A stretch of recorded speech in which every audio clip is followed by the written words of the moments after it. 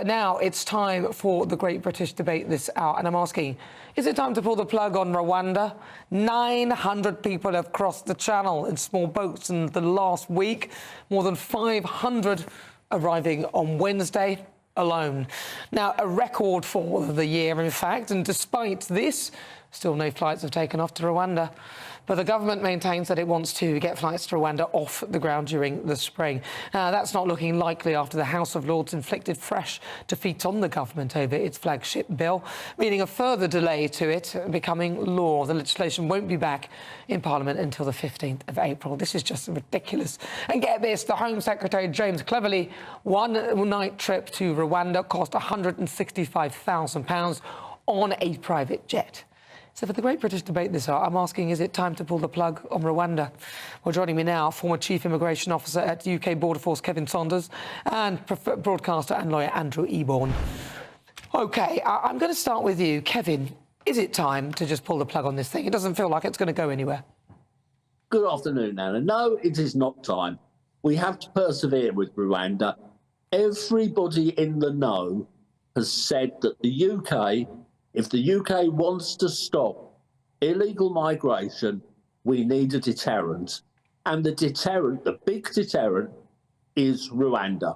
Get Rwanda through, it sends a message that we will not allow people to break the law coming into the UK in this illegal and dangerous manner.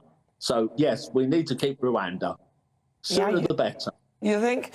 All right, Andrew Eborn. It's very simple. It's always a delight to share a studio with Kevin from Border Force. It's always a... Border Force? I don't know. Thank you. That's what Banksy always said. Border Force is the reality. I'll tell you, let's put this into perspective. It was Abraham Lincoln who said, if you count the tail of a dog as a leg, how many legs does a dog have? Well, the answer is still 4, because you can't call a tail a leg. And that's exactly what's happening about Rwanda. They're calling it a safe country. We have the absurd situation now where Britain's just been said by the Irish court is no longer a safe country because we're going to send people off to Rwanda. The real mischief of this, Kevin, as I know you'll admit, is it's the people traffickers who need to be targeted. We had last year 29,437 people cross the English Channel successfully. They all came over here. Rwanda can only deal with, at the moment, 200. So you've got the rest of the thousands. It's not going to work on that sort of basis. What we need to do is target the real issue, and the real issue is the people traffickers. But what makes you think, Andrew, that just because you may only initially, and it was an opening number, so you're being a bit disingenuous to assume that that is the full number. That's not what they said. It's a starter. Nobody wants to be one of the first of the 200, let's be honest, and you are creating a deterrent, so you're not really wanting to have to do this. That is the point of it, surely. Well, I hope it's a deterrent, because that's the whole point. Well, we don't know. We haven't seen that yet. So clearly the numbers which you quoted at the beginning of your excellent introduction, when the threat of Rwanda is almost there now, that obviously hasn't deterred people at all that they might get sent there. I do believe that somebody will be sent, and so Piers Morgan will lose his £1,000 bet with Rishi. I do believe that they will be sent. But the point is this, it's about effectiveness. If you look at the mischief, is the key, there's got to be a deterrent. But at the moment, the Financial Times estimated it was actually £250,000 per immigrant. In the latest report I've seen, they're saying it's at least 151,000. Yeah. So cost return is not looking very good. Yeah, but again, I think that's disingenuous, because that's not a lifetime cost. That is an initial cost. Once that person is in this country, then the remaining costs, there are other costs that you haven't even factored in, like where they're going to live, we've got to pay for that, everything else. Kevin? Yes, well, it's a pleasure always to talk about this with Andrew. He knows I won't agree with him, but it's fantastic to talk about the people smugglers. Let's talk about the people smugglers. We can't get hold of the people smugglers. They're in Turkey. We can't send British policemen to Turkey to arrest people smugglers. He knows as well as anybody that we would have to work with the Turkish authorities to try and get our hands on the people smugglers.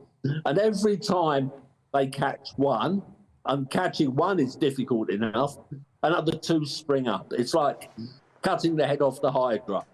So let's try and chase the people smugglers, but let's not rely on it. You've got to have a deterrent. I said 3 years ago, if you want to stop people coming to the UK, You've got to make the UK less attractive. And what do? We make it more attractive. So let's push on with Rwanda. Let's start seeing the planes go. Let's see the 3 other African countries, which nobody wants to talk about at the moment, that have expressed an interest in doing this as well. Let's look at the VAR programme as well, which has come out, and let's see if we can actually do something about this. Because, come on, Andrew, it's looking a bit... We are embarrassing ourselves on the world stage, frankly, with the House of Lords stepping in and saying, we're not going to do what the majority of the people have been saying, just do something, and this might work.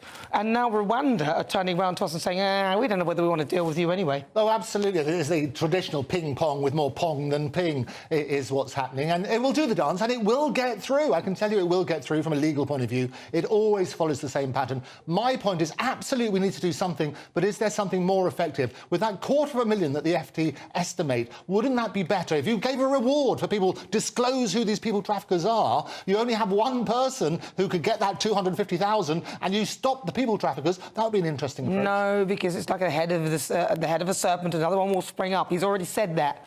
Well, you can have many serpents, but there's a lot of £250,000 on offer if you're going to keep doing it on this sort of basis. Well, then you'll just have loads of people being paid £250,000 and the whole thing will carry on. Don't be so naive, Andrew. Is he being naive, Kevin? He's being naive, isn't he? Final word to you, Kevin, briefly. Yeah, I mean, Andrew's playing devil's advocate. He does it exceedingly well. What we've got to do is stop making the UK so attractive. And that's what's dragging the people here. It's because they think they've reached El Dorado when they get to the UK. Everything's free. That's what they want. And they can go to work as well, because working in the unregulated economy in the UK is dead easy, as we all know. So Rwanda, we've got to press on with Rwanda. And also, I'm a big supporter of the Voluntary Assisted Returns Programme, VAR, as well. Well, listen, if only it were El Dorado, that's somewhere else, isn't it? Spain. Listen, thank you so much, Andrew Eborn, and also Kevin Saunders. There you go. I should have thought of Colonel Saunders, Colonel K. Colonel Saunders. KFC, chicken. Absolutely. I'll think about that next time. Thank you so much.